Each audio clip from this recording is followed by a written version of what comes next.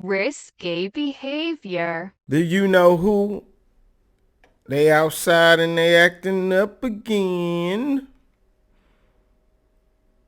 Where is this at? I don't know. I think they said these people are British, perhaps. I don't know. I might be wrong, but y'all let me know. Y'all watch the video with me. I know I should have did more research. I didn't, okay? I got excited. I read the title. It screamed toxic, and I clicked on it. So what? In this age of discontent and strikes, you might be used to protests and placards. But this is one of many clashes appearing British. outside events for children. Why? All I care about is the children. So do we! Because it's Drag Queen Story Hour, where a drag queen reads to a group of kids. And for some, they just shouldn't be anywhere near young people. Hello, where are you? And this is the performance at the centre of it all. And here we go. Sab Samuel is Ada HD, the Storytime drag queen, a concept he set up back in 2017. It feels like in the past year, Drag Queen Story Hour is being used as this political manoeuvre by certain people to either maintain political power or to gain it. Critics say Sab's social media contains adult humour.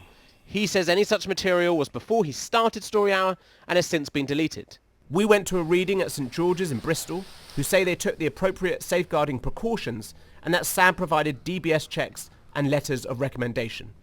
Today's reading was welcome to all ages. With a river and a pool. What's the main message of Drag Queen Story Hour? Oh, have fun. Have fun in life.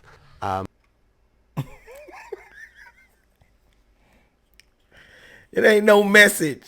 You just do what you want to do.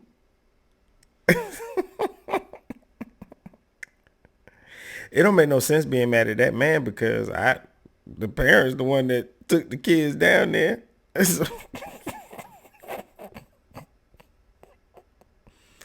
What's the message? Have fun.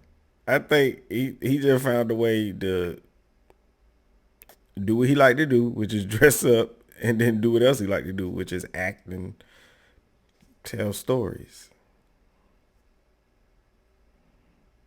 But I don't know how those people can stand out there and protest. You got to catch the parents before they walk into the building. Because look at him. You can't tell him nothing. He having the time of his life. He as happy as he ever been. I don't see me as a teacher of inclusivity. I don't feel I need to teach inclusivity. Kids do not need to be taught how to be inclusive. They already are. I guess when you say inclusivity, and you are just reading a book, to those who might have questions or concerns, they'll think it's preaching something. These people think I'm doing some sort of insidious thing, and I'm not. I'm writing stories that are just fun. I'm making them interactive. What do you think they think is going on here? So these people think that this is, and I quote, a sex show for kids. This is what they think it is.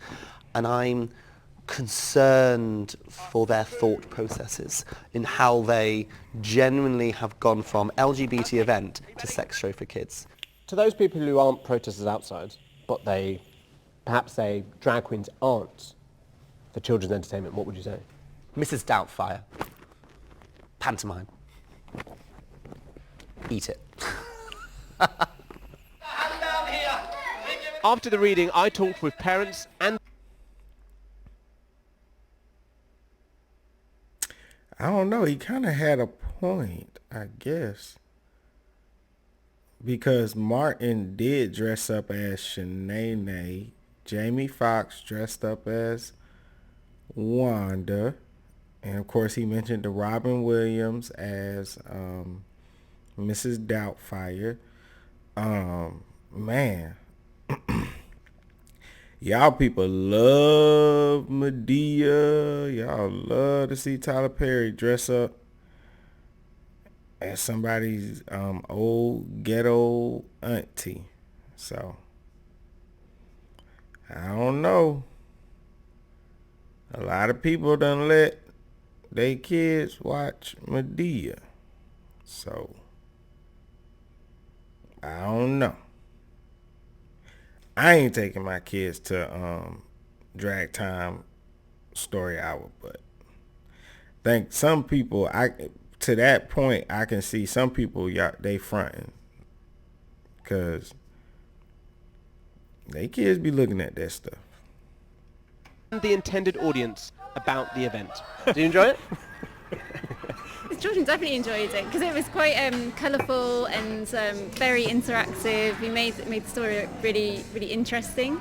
Bristol's a fantastic city for it. There was no trouble, and actually everybody here out the front was very supportive and of inclusive society, which I think is really important. And that's part of the reason we thought it was important to bring the kids as well, because it's something you want my children to grow up with an inclusive mindset. Outside, there was no trouble.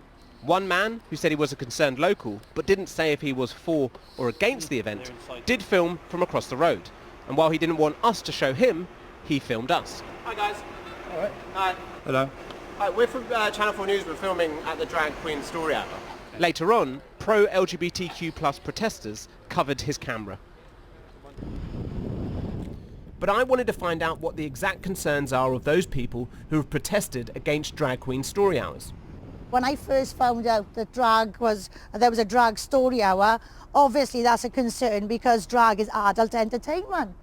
We travelled to sunny Port Talbot in South Wales and sat down with Kimberly Isherwood. She's part of Public Child Protection Wales, a grassroots group concerned about safeguarding policies and procedures. She's previously attended a protest at a reading hour. She brought along 2 colleagues to film us, and I asked her about the event we attended in Bristol. But as in what we saw? Yeah, as in what you saw, which they knew you were coming. But we've seen videos then where they're dressed in thongs and they're twerking in front of small children. So yeah, obviously they're going to behave in a different way. And the groomers do exactly the same. All groomers are charismatic. All groomers are friendly. Because I guess the parents who we spoke to said that they enjoyed the event. There was nothing wrong with it. And she got a point too. See, she said normally they out there in they thongs and everything acting a fool because they know the news coming. They trying to act all civilized. Trying to fool people. It's their choice what they take their children to. Well, it is their choice what they take their children to, but an argument people are using is children need to learn to read. Well, if you need a drag act for that, there's something wrong, Why are your children not reading without the drag act? Because obviously, you are about safeguarding for kids. Because I guess their argument would be is that when it comes to those protests, a lot of children are actually quite upset when they're going to these events and having people shouting on either side or shouting, things about sexualization, about paedophiles. That's quite damaging for the kid, isn't it? So why are the parents taking them there when they know this is going to happen? But you haven't got a problem with them being taught about LGBTQ issues or that community? Absolutely not. We're talking about individuals. Everybody is an individual. We celebrate these differences.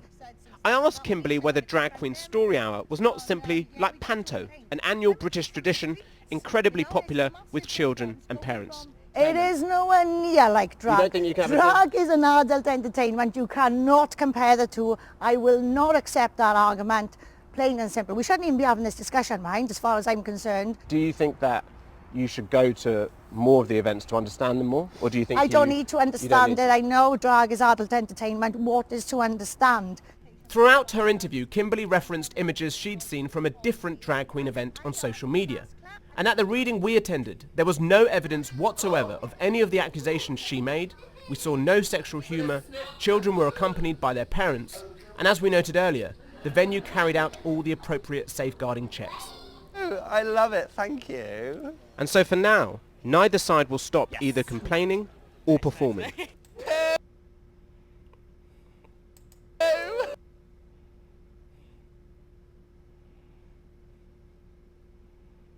And so the protest will continue, and the readings will too.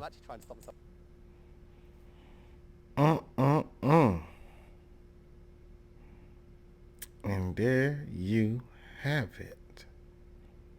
I'm gonna be honest, I don't know how I feel about it. I wouldn't take my kids, but I ain't finna stand outside and protest where everybody else want to take their kids. Cause I don't care what nobody else do with their kids.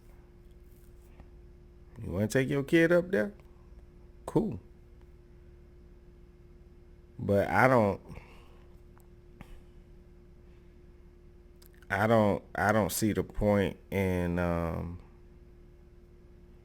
having to dress up like that in order just to read to kids. That's like I don't know, it's crazy. But this is why I'm in the comedy section. Because this whole wide world is just one big joke.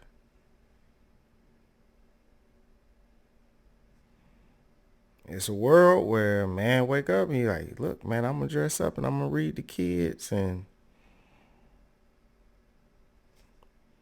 cool. I wouldn't think nothing like that would ever work, but obviously it does.